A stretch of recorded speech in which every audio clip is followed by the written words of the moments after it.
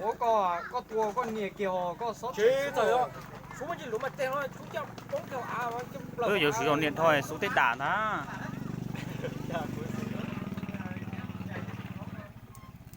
Tí ho, tí. Tí nhá.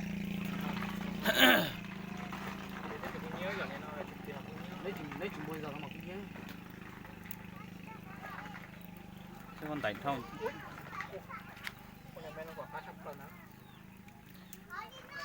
Nó phải chịu. Đánh ra thú nó đào dỡ.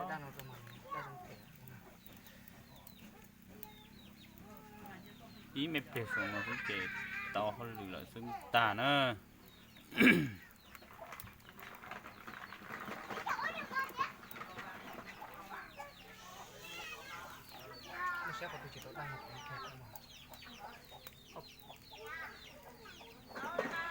giờ phụ lên ló rồi Mua tủ con cho nó rồi. có lên ló là Tứ kìa. Dạ. Không xích tứ kìa. Không xích tứ kìa có sót kìa. à tụi không tàu chỉ ra được tiền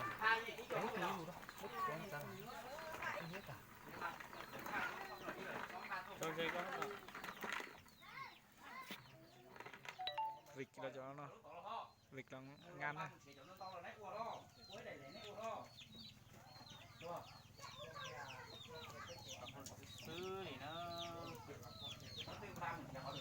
cho đi coi của mặt tiền mà mặt tiền chứ sao xin tiền tới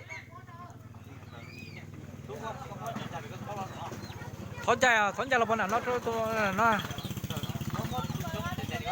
tụi thế chơi xe kia thầu chỉ tàu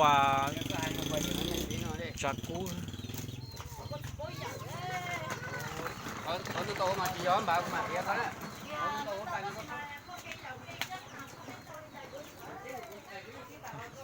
thì nó nhẹ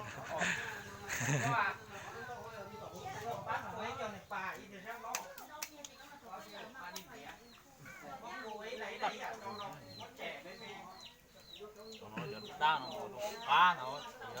đặt thủ chuối trộn chiên là dính tán ngoài chỗ nó là còn có đa nữa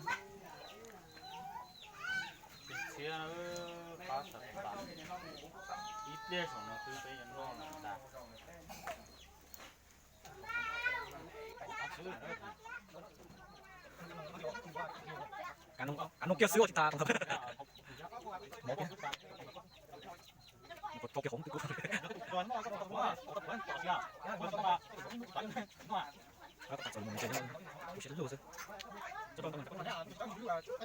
còn có nhỏ nhỏ chắc cái này có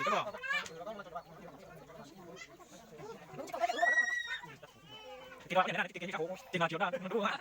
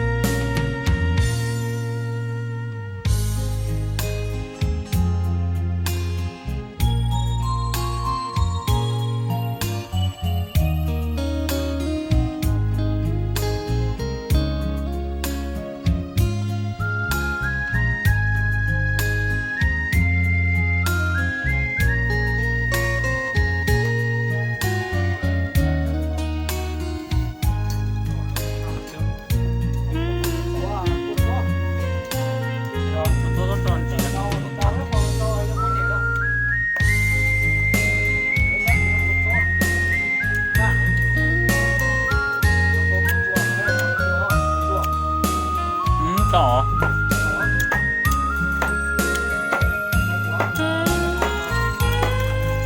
Cho thêm trứng rồi.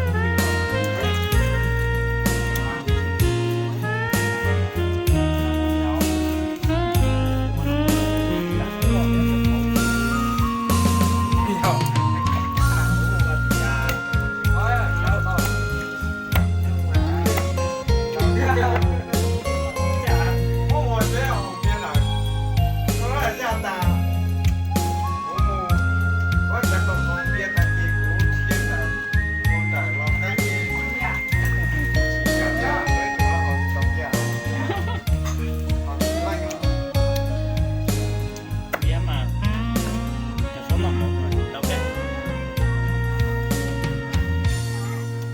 Ô, chỗ chị và ta với chị ở chỗ này.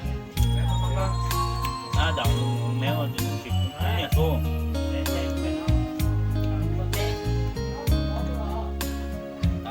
Cái đó cái ấy. Chúng nó đầu tiên mới chỉ cả bên chọn sống cái hết. Rồi, na đánh tấu vậy tụi nó nhá, chọn sống cái á.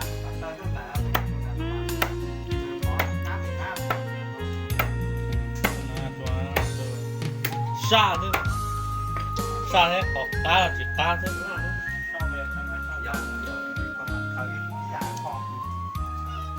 Mà khởi thế nó sai bao nhiêu gì á? Bao tiền? Rồi lâu tiền rồi yên trọng đã. Cái này nó học pha nhờ. Chỗ con đổ pha là cái gì à?